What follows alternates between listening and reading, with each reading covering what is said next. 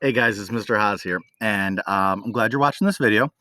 This video is going to explain how to do this little map activity where you show off your ability to look at the air pressure symbols and the front symbols so that you can accurately predict the weather that's occurring in an area. Excuse me. So, as you can see on the screen, we have a map.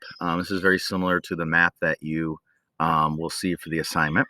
And on there are different cities labeled A, B, C, D, E, and F. And what you need to do for this assignment is you need to tell me for each of the cities what weather is that city probably experienced at this moment in time, and what is it that's causing it to have that weather. So, for example, we were looking at this map. Let's start with City A right here.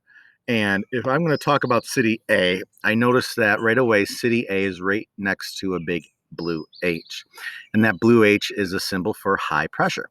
So I know that with high pressure, you get cooler air that sinks. And because it sinks, you don't have water vapor making clouds. So if I was to guess what weather City A would be having, I would say it's probably having a nice sunny day with nice, dry, cooler air. Then I would go on to City B and I would say, well, City B is right near the edge of a cold front. So I'm going to guess that City B probably has warmer temperatures right now because the cold air in the front hasn't gotten to it yet. However, it is going to be experiencing, because it's on that cold front, not just rain, but it's going to be experiencing probably thunderstorms and possibly severe weather.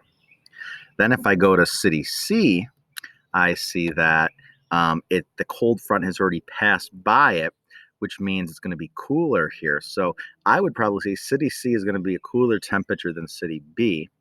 And it's also going to be nice and dry. Even though the front already went through, now it should be clear and drying up with some cooler temperatures. City D up here is right by an occluded front. I'm uh, I'm sorry, a stationary front. Yeah, you got to watch. If I had my notes, I wouldn't have made that mistake. So it's by a stationary front, and I know that with a stationary front, it's going to bring rain, but probably possible flooding because that front's going to hang around a while. So we're definitely going to get rain and probably rain for a few days. City E up here, that is near a warm front. So I would say that the City E, the temperature is probably going to get warmer here in the next day or two with that. But it's also then with that warmth is going to come clouds, rain, and precipitation. And then finally, City F way over here in California, I would say that City F is near a cold front. So just like City B, it's going to be experiencing rain, possible severe weather. So that's what I'm looking for you to do. You're going to have a different map than me. So once you're done with this video, scroll down the page, you'll see a different map.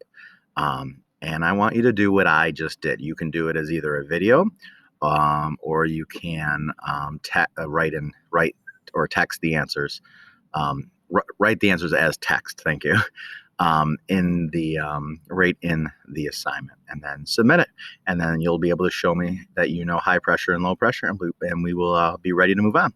So do your best to use your notes, use anything that you've learned, and see if you can identify these. And if you can, man, you're almost ready to be a weather personality, weather man or weather woman. So I look forward to seeing your answers.